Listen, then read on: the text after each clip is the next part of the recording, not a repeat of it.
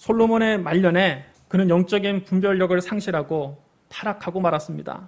솔로몬은 애굽 왕 바로의 딸 외에도 모압 여인, 암몬 여인, 에돔 여인, 시돈 여인, 헷 여인 등 많은 이방 여인과 결혼했습니다. 그는 그 많은 이방 여인들을 다 사랑했습니다. 그 이방 여인들이 솔로몬에게 시집 올 때 자기들이 친정에서 섬기던 우상들을 가지고 왔습니다. 늙은 솔로몬은 그들의 유혹에 넘어가서 그만 우상 숭배에 빠지고 말았습니다. 그는 시돈 사람의 여신 아스다롯을 따르고 암몬 사람의 가증한 밀곰을 따라갔습니다. 그는 모압 사람의 우상 그모스를 위해서 산당을 짓고 암몬 사람의 우상 몰록을 위해서도 산당을 지었습니다. 솔로몬의 마음이 하나님에게서 멀리 떠나자 하나님께서 진노하셨습니다. 하나님께서 솔로몬에게 말씀하셨습니다. 너에게 이러한 일이 있었고 또 네가 내 언약과 내가 너에게 명령한 법도를 지키지 아니하였으니 내가 반드시 이 나라를 너에게서 빼앗아 네 신하에게 주리라. 그러나 네 아버지 다윗을 위하여 네 세대에는 이 일을 행하지 아니하고 네 아들의 손에서 빼앗으려니와 오직 내가 이 나라를 다 빼앗지 아니하고 내 종 다윗과 내가 택한 예루살렘을 위하여 한 지파를 네 아들에게 주리라. 솔로몬이 죽자 하나님의 이 말씀이 그대로 이루어졌습니다. 솔로몬의 아들 르호보암이 솔로몬의 뒤를 이어서 왕이 됐습니다. 백성들이 르호보암에 가서 사정했습니다. 왕이여, 왕의 아버지가 우리의 멍에를 너무 무겁게 하였으나 왕은 이제 왕의 아버지가 우리에게 시킨 고역과 매우 무거운 멍에를 조금만 가볍게 하소서. 그리하시면 우리가 왕을 섬기겠나이다. 그러나 르호보암은 포악한 말로 백성들에게 대답했습니다. 내 아버지는 너희의 멍에를 무겁게 하였으나 나는 너희의 멍에를 더욱 무겁게 할지라. 내 아버지는 채찍으로 너희를 징계하였으나 나는 정갈 채찍으로 너희를 징치하리라. 르호보암의 이 포악한 말을 듣고 온 백성이 분노했습니다. 백성들은 왕이 자기들의 말을 전혀 들어주지 않는 것을 보고 이렇게 외쳤습니다. 우리가 다윗과 무슨 관계가 있느냐? 이 세 아들에게서 우리가 무엇을 얻겠느냐? 다윗과 그 집안을 타도하자. 자, 이스라엘 사람들아, 집으로 돌아가자. 다윗의 손자야, 이제 너는 네 집안이나 잘 돌보거라. 백성들은 실망해서 저마다 자기 집으로 돌아갔습니다. 민심이 완전히 다윗 가문에서 돌아선 것입니다. 그러나 유다 지파 사람들은 여전히 르호보암을 왕으로 지지했습니다. 다윗 가문에 속한 유다 지파만 르호보암에게 남고 이스라엘의 10지파가 르호보암 왕에게서 등을 돌렸습니다. 북쪽 이스라엘 사람들은 여로보암을 온 이스라엘 다스리는 왕으로 추대했습니다. 느바세 아들 여로보암은 에브라임 지파 사람으로 본래 솔로몬의 신하였습니다. 솔로몬이 밀로의 요새를 재건하고 다윗성의 성벽을 수리할 때 이 여로보암이 일 처리하는 것을 보고 그가 마음에 들었습니다. 그래서 그를 감독관으로 발탁했습니다. 그런 자가 북쪽의 10지파를 다스리는 왕이 된 것입니다. 그때부터 통일왕국은 북왕국 이스라엘과 남왕국 유다로 갈라지게 되었습니다. 솔로몬의 우상 숭배가 나라를 두 동강 내고 말았습니다. 느바세 아들 여로보암은 솔로몬의 우상 숭배 때문에 벼락출세했습니다. 토목공 사장에서 감독관 하던 사람이 어쩌다 왕이 되었습니다. 솔로몬이 우상 숭배를 하지 않았더라면 여로보암이 왕이 되는 일은 없었을 것입니다. 여로보암이 자기가 왜 이스라엘의 왕이 됐는지 깊이 생각했다면 그는 누구보다 우상 숭배를 멀리했을 것입니다. 그는 솔로몬을 타산지석으로 삼아 우상 숭배를 멀리하고 다윗처럼 하나님의 율례와 명령을 지켜야만 했습니다. 하지만 안타깝게도 여로보암은 그럴 만한 그릇이 못 됐습니다. 북쪽의 10지파를 다스리게 된 여로보암이 가만히 생각을 해보니까 까딱 잘못하다가는 나라가 다시 다윗 가문에게 돌아갈지도 모른다는 생각을 하게 되었습니다. 만일 이 백성이 예루살렘 성전으로 가서 여호와께 제사를 드리게 되면 그들이 다시 유다의 르호보암을 왕으로 섬기고 나를 죽일지도 모른다. 여로보암은 곰곰이 생각하고 머리를 짜낸 끝에 금송아지 2개를 만들어서 하나는 베델에 두고 하나는 단에 세워두고 백성들에게 이렇게 연설했습니다. 너희가 다시는 예루살렘에 올라갈 것이 없도다. 이스라엘아, 이는 너희를 애굽 땅에서 인도하여 올린 너희의 신들이니라. 또 여로보암은 레위 자손이 아닌 일반 백성들로 아무나 제사장으로 임명해서 세웠습니다. 그리고 자기 마음대로 이스라엘 절기의 날짜도 바꿔버렸습니다. 그는 베델에 쌓은 제단에 가서 금송아지에게 분향했습니다. 북왕국 이스라엘은 이렇게 시작부터 영적으로 타락했습니다. 여로보암 이후 북왕국 이스라엘에서는 다윗 왕을 따르는 선한 왕이 한 사람도 나오지 않았습니다. 북왕국의 역대 왕들은 모두 다 이 여로보암의 길을 따라서 하나님 보시기에 악을 행했습니다. 성경은 그들의 악행을 이렇게 기록하고 있습니다. 여러분 잘 들어보십시오.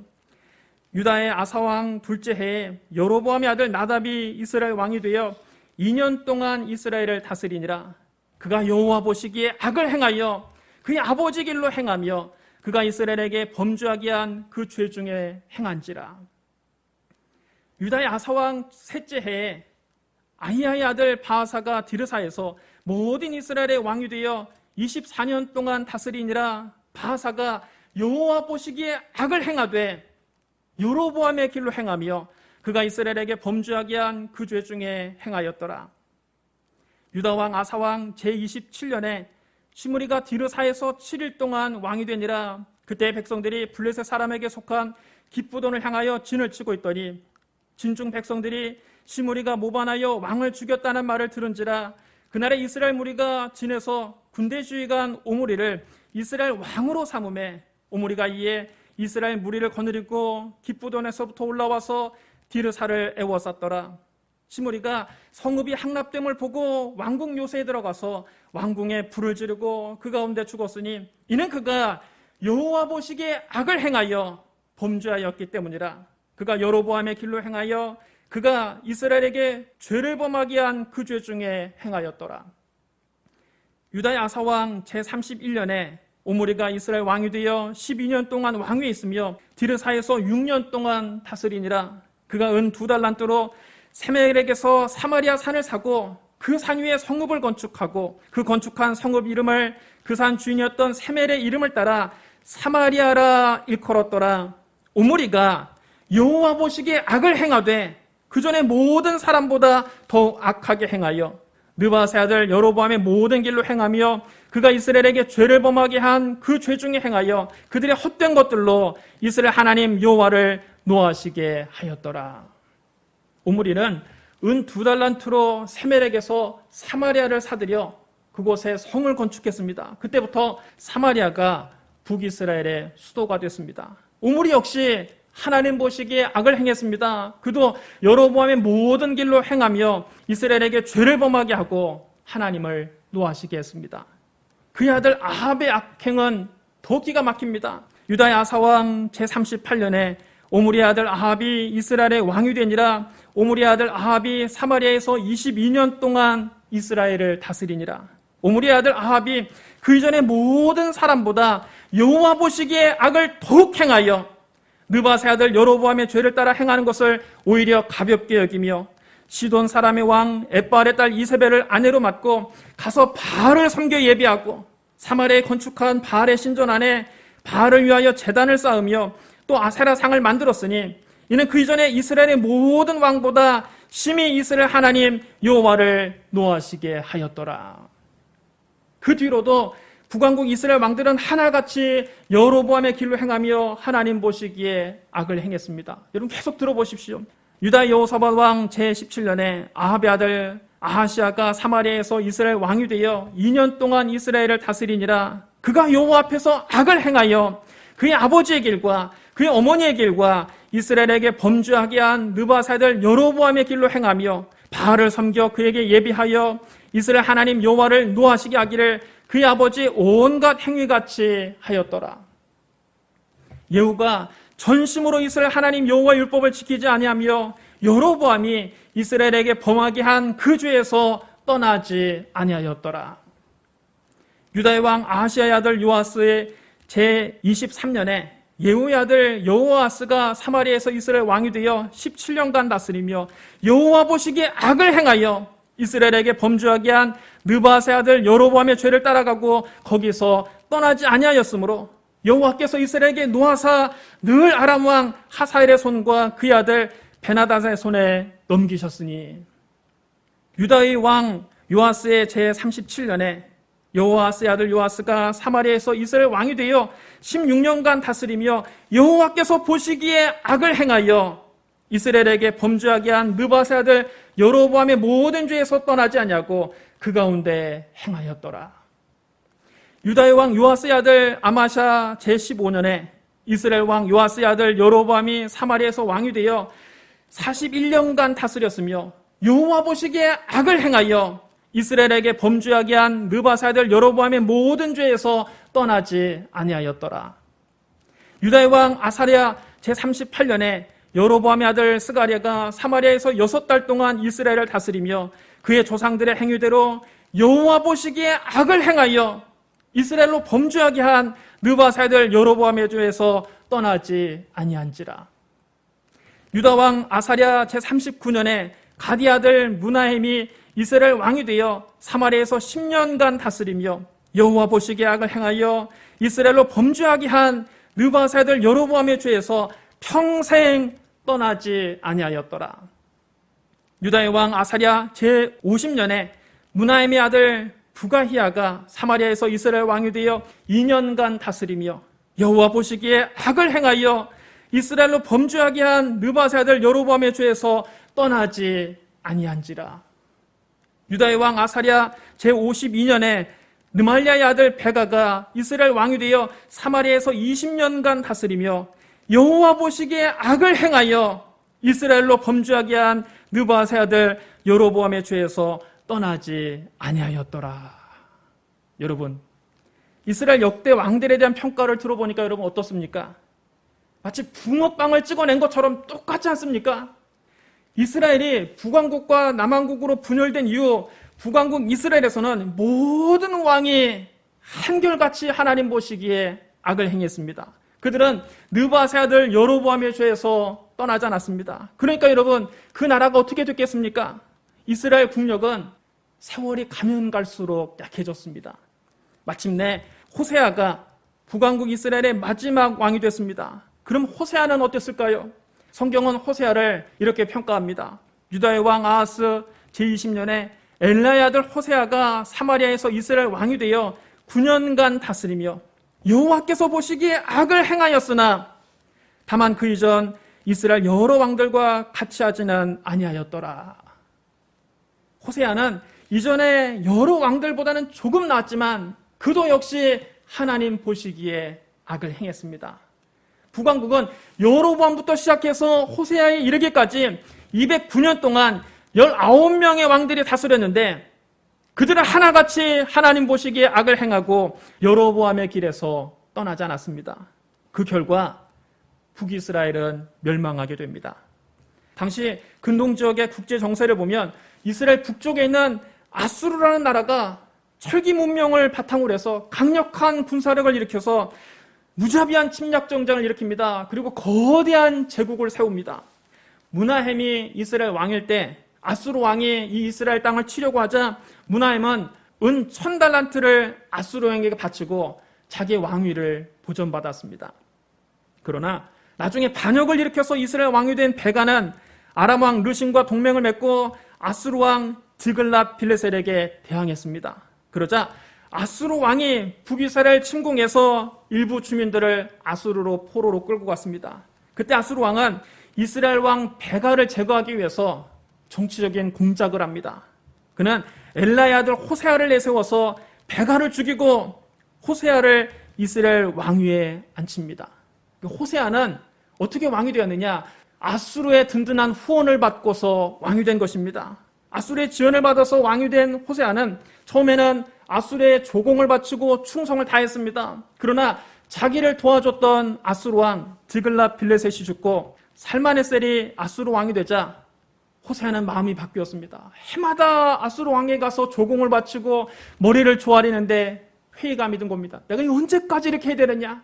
당시 이스라엘 안에 두 당파가 있었습니다. 하나는 친아수르파였고 하나는 친애굽파였습니다.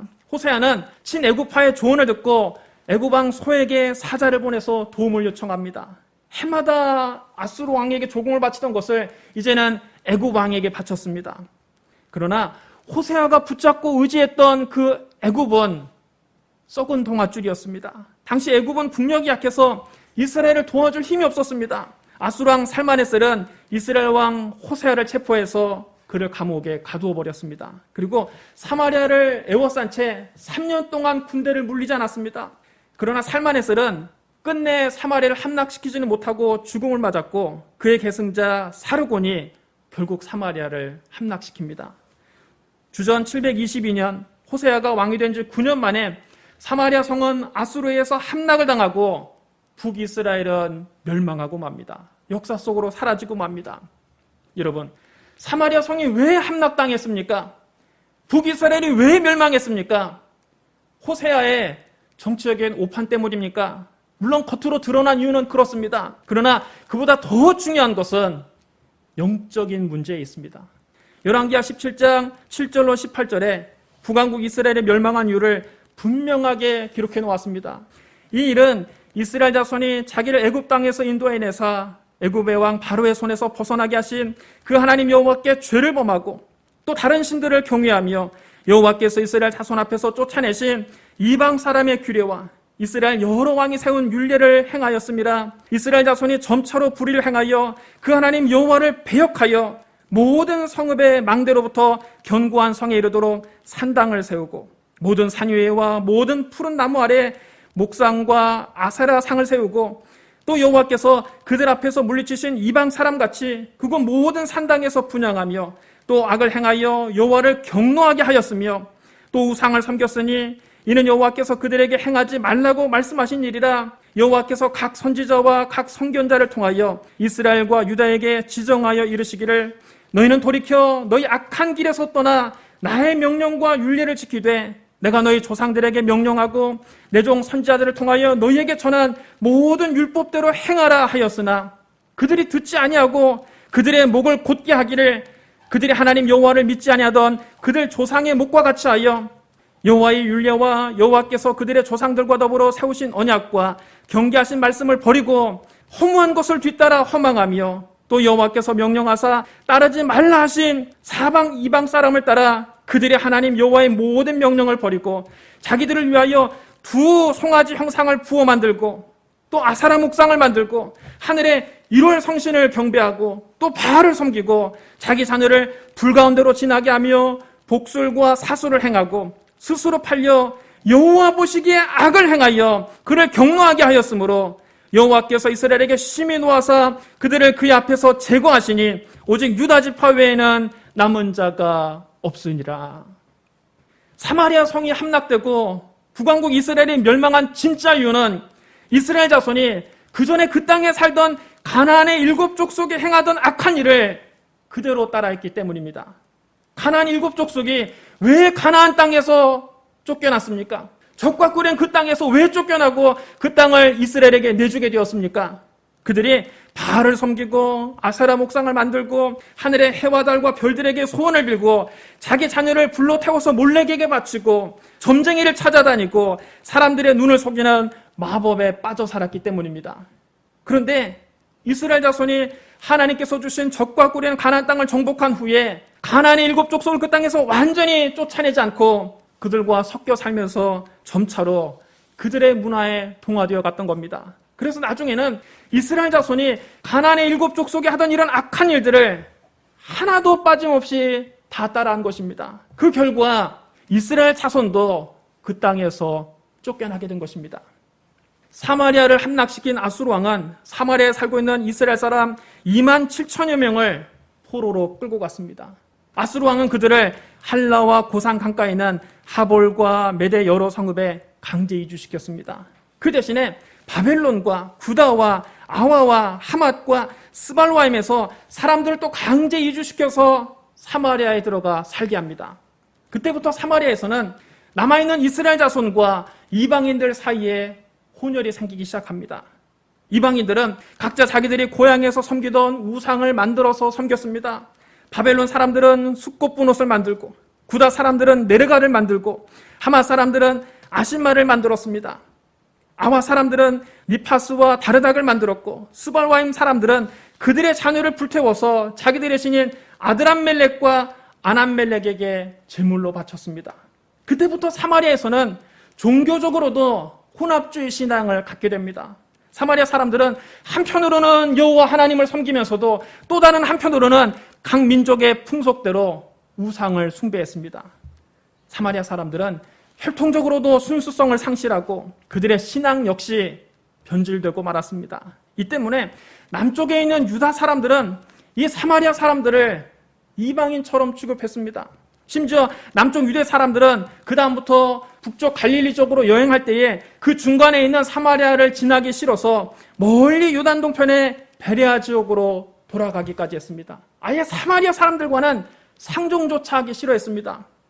이렇게 죄로 말미암아 더러워진 사마리아 사람들은 같은 민족인 유대인들에게도 버림받고 이제는 더는 소망이 없는 사람들이 된 걸까요? 이제는 완전히 버림받은 땅이 된 걸까요? 그렇지 않습니다. 신약시대 예수님께서 이 사마리아인들을 구원하기 위해서 그들을 찾아가십니다. 보통 유대인들은 남쪽 유대지방에서 북쪽 갈릴리로 여행할 때 그 중간에 있는 사마리아를 통과하지 않으려고 멀리 돌아서 가는데 예수님은 일부러 그 사마리아 땅을 찾아가셨습니다. 주님은 사마리아에 있는 수가라는 마을에 이르셨습니다. 이 마을은 야곱이 그의 아들 요셉에게 준 땅과 가깝고 야곱의 우물이 그곳에 있었습니다. 주님은 여행에 피곤하셔서 그 우물가에 앉아서 쉬셨습니다. 때는 정오였습니다. 제자들이 먹을 것을 사기 위해서 마을로 들어가고 없었습니다. 그때 한 사마리아 여자가 물을 기르기 위해서 물동이를 이고 그 우물가에 왔습니다. 예수님께서 그 여인에게 마실 물을 좀 달라고 말씀하셨습니다. 그 여인이 깜짝 놀랍니다. 왜냐하면 유대인들은 사마리아인들에게 말을 붙이지 않거든요. 상종도 하지 않거든요. 당신은 유대인인데 어찌 사마리아인 여자인 나에게 물을 달라고 하십니까? 자기가 생전 처음 보는 일입니다. 그때 예수님이 그 여인에게 대답하셨습니다. 네가 만일 하나님의 선물과 또 너에게 물을 좀 달라는 이가 누구인 줄 알았더라면 네가 그에게 구하였을 것이고 그가 생수를 너에게 주었으리라. 그러자 이 여자가 피식 웃습니다. 선생님, 당신에게는 두레박도 없고 이 우물은 깊은데 당신이 어디에서 생수를 구하신단 말입니까? 이 우물은 야곱이 우리에게 주신 겁니다. 그와 그의 자녀들과 그 가축들까지 다 수백 년 동안 이 우물물을 마셨습니다. 그런데 당신이 나에게 생수를 주시겠다니 당신이 우리 조상 야곱보다 크단 말입니까? 예수님은 그 여인에게 말씀하셨습니다. 이 물을 마시는 자마다 다시 목마르려니와 내가 주는 물을 마시는 자는 영원히 목마르지 아니하리니 내가 주는 물은 그 속에서 영생하도록 솟아나는 샘물이 되리라. 그러자 이 여자가 예수님 말씀에 관심을 보이기 시작합니다. 주여, 그런 물을 내게 주사 목마르지도 않고 또 여기 물기르러 오지도 않게 하옵소서. 사실 이 여인은 사연이 있는 여자였습니다. 그는 남편을 5번이나 바꿨습니다. 이 여자는 잘생긴 남자와도 살아봤습니다. 돈 많은 남자와도 살아봤습니다. 맘착한 남자와도 살아봤습니다. 지식이 많은 남자와도 살아봤습니다. 권력을 가진 남자와도 살아봤습니다. 하지만 그 누구에게도 만족할 수가 없었습니다. 거기에 행복이 없었습니다. 이렇게 5번이나 결혼에 실패한 이 여인은 비로소 깨달았습니다. 아, 그놈이 그놈이구나. 남자는 다 똑같은 거구나. 누구를 만나도 살아보니 별거 없구나. 남자를 잘 만나서 팔자 고치고 행복해지겠다는 생각이 헛되고 헛되다는 것을 깨달았습니다. 이제는 결혼에 대한 환상이 깨졌습니다. 누구를 만나도 행복할 수 없다는 것을 알아버렸습니다. 세상이 주는 그 권력, 세상이 가지고 있는 돈, 세상이 가지고 있는 지식, 세상이 가지고 있는 어떤 기준도 사람을 만족시킬 수 없다는 것을 깨달았습니다. 그래서 이제는 이 여자는 남자에게 희망을 걸지 않습니다. 그래서 지금은 그냥 오다 가다 만난 남자와 혼례도 치르지 않고 그냥 동거 생활을 하고 있었습니다. 이 여인은 사는 게 하나도 재미가 없었습니다. 모든 게 다 부질없어 보였습니다. 다 가져보니까 별거 없거든요. 돈이 많아 봤는데 별거 없었습니다. 사람들에게 지식이 많은 학자라고 자기 남편이 존경을 받는데 살아보니까 별거 없었습니다. 권력이 있다고 사람들이 머리를 조아리는데 막상 권력을 쥐는 곳에 살아보니까 사람 사는 건 다 마찬가지였습니다. 게다가 동네 사람들이 다 이 여자만 보면 수근거리기 시작합니다. 언니 소문 들었어? 저 여자 남편을 5번이나 바꿨대. 헐, 대박. 정말 너무한다, 너무해. 쉿, 듣겠어. 들으면 들으라지. 내가 뭐 없는 말 지어냈나? 댁들도 남편 단속들이나 잘하셔. 저 여자가 눈웃음 한번 살살 치면 글쎄 남자들이 껌뻑 죽는다니까. 그러기만 해봐라. 내가 저 여자를 가만 안 둬. 마을 사람들이 이렇게 수군대니까 이 여자는 사람 만나는 게 싫었습니다. 여러분, 우물가가 어떤 곳입니까? 여인들이 모여서 수다를 떠는 곳입니다. 다른 여인들은 모두 다 해가지고 서늘해진 오후에 우물가에 모여서 3-3-5 모여서 수다를 떠는데 이 여인은 그렇게 사람 만나는 것이 싫어서 햇볕이 쨍쨍 내리쬐는 정오에 혼자 그 우물가에 나온 겁니다. 그런데 예수님께서 그 여인에게 이 말씀을 주신 겁니다. 이 물을 마시는 자마다 다시 목마르려니와 내가 주는 물을 마시는 자는 영원히 목마르지 아니하리니 내가 주는 물은 그 속에서 영생하도록 솟아나는 샘물이 되리라. 그러자 이 여자가 눈이 반짝반짝 하면서 예수님 말씀에 관심을 보인 겁니다. 주여, 그런 물을 내게 주사 목마르지도 않고 또다시 여기 와서 물을 기르지 않게 하옵소서. 그때 예수님이 말씀하셨습니다. 가서 네 남편을 데리고 오거라. 이 말씀에 여자가 뜨끔합니다. 오늘 예수님을 처음 만났는데 처음 만난 분이 자기 속을 환히 알고 있는 분 같습니다. 자기 사정을 다 알고 있는 것 같습니다. 여인이 고개를 푹 숙인 채 대답했습니다. 나는 남편이 없어요. 예수님께서 여인에게 말씀하십니다. 네가 남편이 없다는 말이 옳도다. 너에게 남편 5이 있었고 지금 너와 같이 사는 자도 사실 네 남편이 아니니 네 말이 참되도다. 이 말씀을 듣자 이 여자 눈이 휘둥그레집니다. 허걱! 주여, 내가 보니 당신은 선지자로소이다. 그때부터 이 여인은 평소에 궁금하던 종교적인 문제를 예수님께 질문했습니다. 우리 조상들은 이 산에서 예배했는데 당신 유대인들의 말은 예배할 곳이 예루살렘에 있다 하더이다. 여자여, 내 말을 믿으라. 이 산에서도 말고 예루살렘에서도 말고 너희가 아버지께 예배할 때가 이르리라. 너희는 알지 못하는 것을 예배하고 우리는 아는 것을 예배하노니 이는 구원이 유대인에게서 남이라. 아버지께 참되게 예배하는 자들은 영과 진리로 예배할 때가 오나니 곧 이때라. 아버지께서는 자기에게 이렇게 예배하는 자들을 찾으시느니라. 하나님은 영이시니 예배하는 자가 영과 진리로 예배할지니라. 예수님이 이렇게 심오한 말씀을 주셨는데 이 여자는 도무지 알아들을 수가 없었습니다. 그래서 예수님께 말씀드렸습니다. 메시아 곧 그리스도라고 하시는 이가 오실 줄 내가 아노니 그가 오시면 모든 것을 우리에게 쉽게 알려주실 겁니다. 그때 예수님께서 말씀하셨습니다. 너에게 말하는 내가 바로 그니라. 너에게 지금 말하고 있는 내가 바로 네가 기다리는 메시아니라. 너에게 지금 말하고 있는 내가 바로 이스라엘 사람들이 그토록 애타게 기다리는 그리스도니라. 이 말씀을 들을 때 이 여인의 영의 눈이 밝아졌습니다. 자기 앞에 계신 예수님이 이스라엘 백성이 그토록 오랫동안 기다려온 메시아라는 것이 믿어졌습니다. 예수 그리스도를 만나자 답답했던 속이 한숨에 뻥 뚫리는 것 같았습니다. 가슴 깊은 곳에서 세상에 줄 수 없는 기쁨이 샘솟았습니다. 지금까지 이런 기쁨을 주신 분은 없었습니다. 잘생긴 남자도, 돈 많은 남자도, 맘착한 남자도, 지식이 많은 남자도, 권력을 가진 남자도 이런 기쁨을 준 적은 없습니다. 예수님이 주시는 기쁨은 세상이 줄 수 없는 기쁨이었습니다. 세상이 주는 물은 마치 바닷물과 같이 마셔도 계속 목이 마릅니다. 더 목이 마릅니다. 그러나 예수님이 주시는 말씀을 받으니까 뱃속 깊은 데서 기쁨이 샘물처럼 솟아났습니다.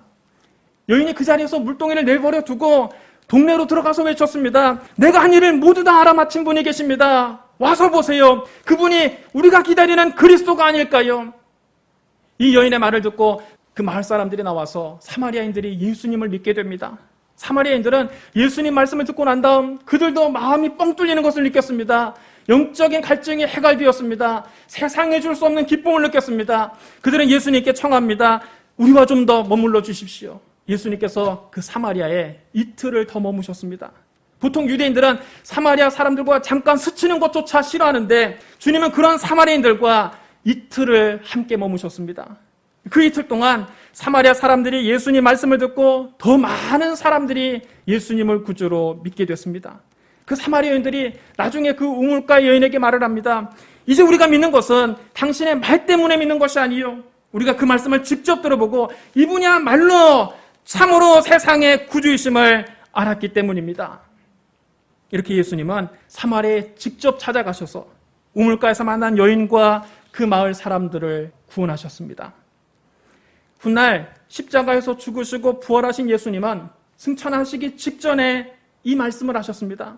오직 성령이 너에게 임하시면 너희가 권능을 받고 예루살렘과 온 유대와 사마리아와 땅끝까지 이르러 내 증인이 되리라. 예수님께서 제자들에게 마지막으로 남기신 명령은 전도와 선교였습니다. 그때 주님은 전도의 대상으로 사마리아를 빼놓지 않으셨습니다. 사마리아에 가서도 예수 그리스도의 증인이 되라는 것입니다. 오순절날 성령이 강림하시자 제자들은 정말 예수님 말씀하신 것처럼 권능을 받았습니다. 예루살렘 교회는 폭발적으로 부흥했습니다.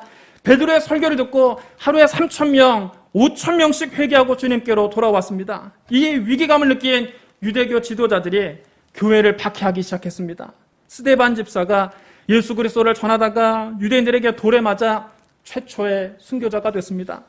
스데반의 순교 이후 예루살렘 교회에 더 무서운 박해가 다가옵니다. 그래서 성도들이 더 이상 예루살렘에 머물러 있을 수 없었습니다. 사도들 외에는 유대와 사마리아 땅으로 뿔뿔이 다 흩어졌습니다. 유대인들은 생각했습니다. 이제 그리스도의 교회는 끝났다. 그러나 여러분, 착각입니다. 거기에 반전이 있었습니다. 흩어진 성도들이 가는 곳마다 복음을 전한 겁니다. 그래서 복음이 예루살렘에만 머물고 있다가 온 유대와 사마리아까지 퍼져나가는 계기가 된 것입니다. 빌립 집사가 예수님 말씀처럼 사마리아 성에 내려가서 그리스도를 전파했습니다. 그는 말로만 전도하지 않고 살아계신 하나님의 표적을 보여주었습니다. 사마리아 사람들이 빌립의 말도 듣고 행하는 표적도 보고 한 마음으로 그가 하는 말에 귀를 기울였습니다. 많은 사람에게 붙었던 더러운 귀신이 소리치며 떠나가고 또 많은 중풍병자와 못 걷는 사람들이 낫는 기적이 일어났습니다. 사마리아 성에 큰 기쁨이 있었습니다. 예수님 말씀처럼 사마리아에 영적인 대부흥이 일어난 것입니다. 사마리아는 버림받은 땅이었지만, 유대인들이 천사하는 땅이었지만 그 땅에도 성령 바람이 불어와서 예수 그리스도를 믿는 사람들이 많아졌고 그 땅에 영적인 대부흥이 일어난 것입니다. 사랑하는 성도 여러분, 사마리아는 죄 때문에 무너졌습니다. 북왕국 이스라엘은 죄 때문에 멸망당했습니다. 그러나 우리 주 예수 그리스도께서 오셔서 그 죄 많은 사마리아인들을 구원하셨습니다. 오늘 우리는 어떻습니까? 오늘 우리는 깨끗합니까? 오늘 우리는 하나님 앞에 아무 죄가 없습니까? 우리는 사마리아 사람들과 달리 의롭습니까? 아니죠.